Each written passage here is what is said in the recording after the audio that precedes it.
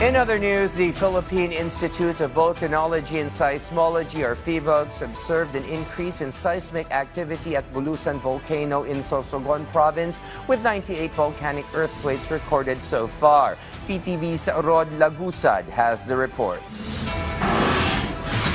Following the observed increase in seismic activity at Bulusan Volcano, PHIVOLCS says that a sudden steam-driven phreatic eruption is possible.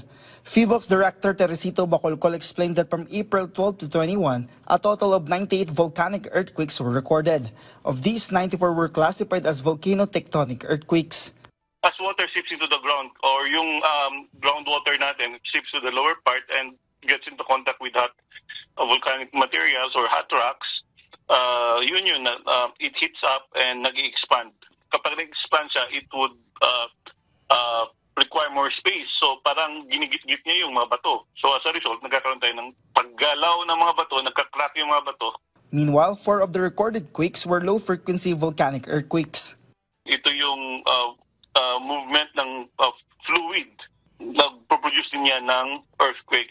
As the hot fluids would move, it also generates low-frequency volcanic earthquakes. It could be water or it could be gases when you say hot fluids.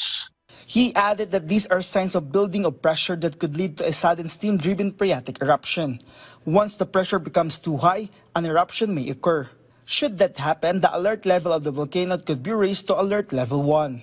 At this point, we are still maintaining alert level 0. While yung number of earthquakes natin tumataas, yung overall activity remains low and mahina lang din naman yung mga earthquakes natin. So there's no strong indication of magmatic movement that would justify an increase in alert level.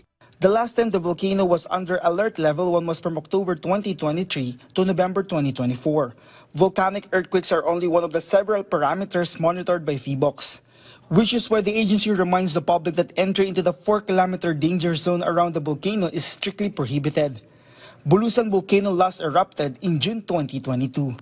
From PTV Manila, Rod Lagusad, Balitang Pambansa.